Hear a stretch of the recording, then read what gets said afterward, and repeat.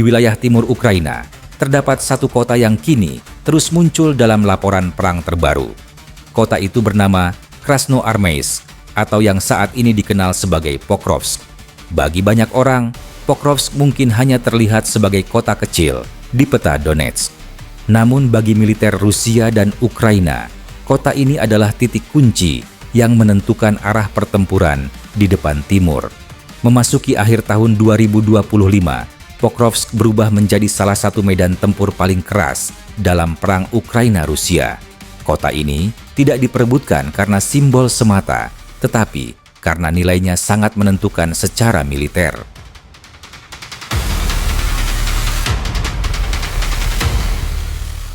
Pokrovsk berfungsi sebagai simpul logistik utama Ukraina di wilayah Donetsk.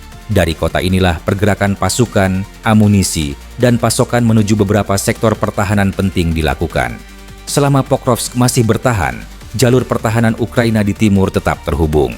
Jika kota ini jatuh sepenuhnya, tekanan terhadap pertahanan Ukraina akan meningkat drastis.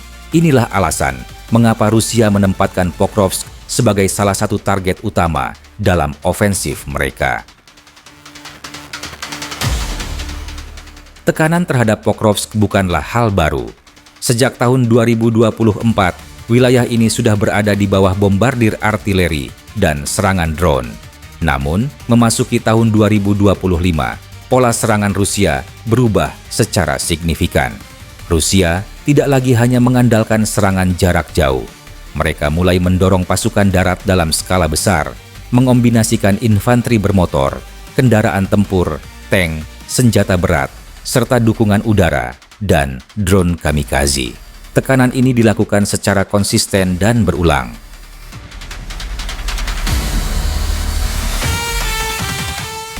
Dalam laporan militer terbaru, tercatat ratusan tempur terjadi hanya dalam satu hari di berbagai sektor, dengan Pokrovsk sebagai salah satu titik terpanas di seluruh garis depan. Rusia menggunakan pola serangan berbalik. Ketika satu unit terpukul, unit lain segera menekan dari arah yang berbeda.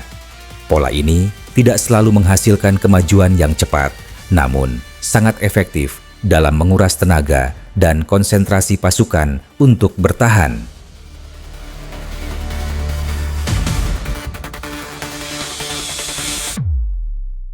Apa yang terjadi di Pokrovsk mencerminkan gesekan perang atau perang pengurasan. Tujuannya bukan untuk menguasai satu kota dalam satu serangan besar, tetapi untuk memperluas perlindungan lawan secara perlahan dan terus-menerus. Dengan tekanan konstan, Rusia berharap pertahanan Ukraina akan runtuh karena kelelahan, kekurangan logistik, dan tekanan psikologis. Setiap hari pertempuran menjadi ujian daya tahan, bukan hanya kemampuan tempur.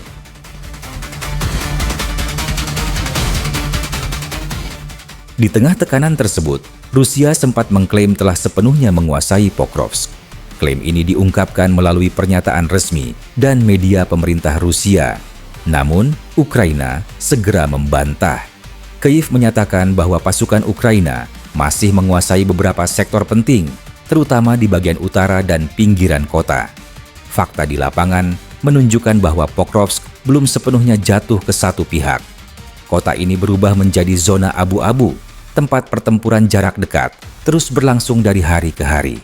Bangunan, jalan, dan kawasan industri menjadi medan perebutan yang intens. Meski berada di bawah tekanan besar, pasukan Ukraina tidak runtuh. Mereka membangun pertahanan berlapis, memanfaatkan drone untuk pengintaian dan serangan, serta memperkuat pertahanan presisi untuk menahan laju Rusia. Dalam beberapa kesempatan, Ukraina bahkan berhasil melancarkan serangan balasan terbatas dan merebut kembali wilayah kecil di sekitar Pokrovsk. Keberhasilan ini mungkin tidak besar secara teritorial, tetapi penting secara moral dan strategi.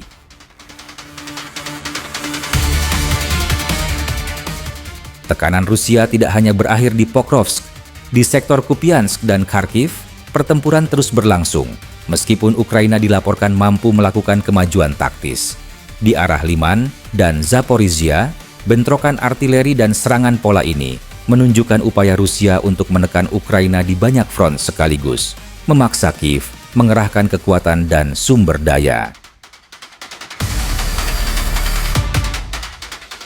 Perang juga tidak berhenti di garis depan. Rusia masih melancarkan serangan rudal dan drone skala besar ke wilayah Ukraina yang jauh dari medan tempur. Infrastruktur energi, pelabuhan, dan fasilitas logistik menjadi sasaran. Dampaknya dirasakan langsung oleh warga sipil, mulai dari pemadaman listrik hingga kerusakan fasilitas umum. Tekanan terhadap kehidupan sehari-hari menjadi bagian dari strategi yang lebih luas. Kondisi di Pokrovsk menunjukkan bahwa perang Ukraina-Rusia belum mendekati akhir.